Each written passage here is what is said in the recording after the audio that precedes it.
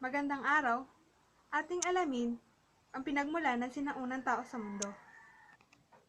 Una ay ang ape. Ano nga ba ang ape? Ang ape o tinatawag ring bakulaw. Sinasabing ito ang pinakapinagmulan ng mga tao. Sunod ay ang Australopithecus. Ito ang tinatayang pinakaninuno ng mga tao. Ito ay isang ape na nakatatayo na ng tuwid. Ikatlo ay ang Homo species. Ang Homo species ay may tatlong uri, ang Homo habilis, Homo erectus, at Homo sapiens. Ano nga ba ang Homo erectus? Ang Homo erectus o ang upright man, sila ang taong nakatatayo na ng tuwid. Ang Homo habilis naman o tinatawag ring handyman, sila naman ang mga taong marunong nang gumawa ng kagamitan. At ang Homo sapiens ay ang mga taong nabubuhay hanggang sa kasalukuyan. May tatlong uri naman ng panahon ng mga bato. Una ay ang Paleolithic period o Old Stone Age. Nagmula ang Paleolitiko sa mga katagang palyos, matanda at litos o bato. Ito ang pinakamahabang yugto ng kasaysayan ng kasangkatauhan. Unang gumamit ng apoy at ng aso ang mga sinaunang tao. May tatlong uri ang Paleolithic period, ang Lower Paleolithic period, Upper Paleolithic period, at Middle Paleolithic period. Noong Lower Paleolithic period, ang Homo habilis, ang mga taong nangangahulugan na able man o handyman, ang unang tao na nakagawa ng kagamitang bato.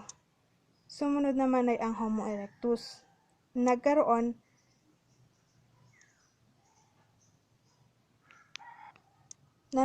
naman ng sining ang mga tao. Nakapagpipinta sa katawan at nakakaguhit sa bato. Nabuhay mga taong Neanderthal ng panahong ito. Noong Paleolithic period naman, nagkaroon naman ng unang pamayanan, ang pamayanan ng campsite na kadalasang matatagpuan sa mga lambak. Neanderthal ang mga taong ito. Ikatlong uri naman ng panahong bato ay ang Neolithic period. Ang Neolithic period ay ang bagong bato.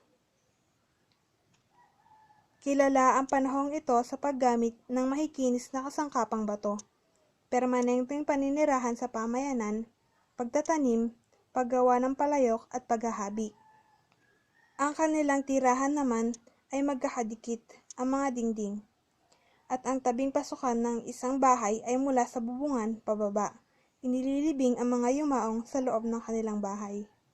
Nakagagawa rin sila ng mga alahas, salamin at kutsilyo. Ang huling panahon ay panahon ng metal. May tatlong uri rin ang panahon ng metal. Panahon ng tanso, panahon ng bronze at panahon ng bakal. Noong panahon ng tanso, nalinang na mabuti ang paggawa at pagpapanday ng mga kagamitang yari sa tanso. Noong panahon naman ng bronze, iba't ibang kagamitan at armas ang nagawa mula sa tanso tulad ng espada, palakol, kutsilyo, punyal, martilyo, pana at sibat. Noong panahon naman ng bakal, natuklasan ito ng mga Hittite, isang pangkat sa Indo-European na naninirahan sa kanlurang Asya. Natutunan nila magtunaw at magpanday ng bakal. Matagal nilang pinanatiling lihim ang pagtunaw at pagpanday ng bakal at nang lumaganap ang paggamit ng bakal sa iba pang pangkaharian. Isa sa kanilang nagawa ay ang Persian Cup.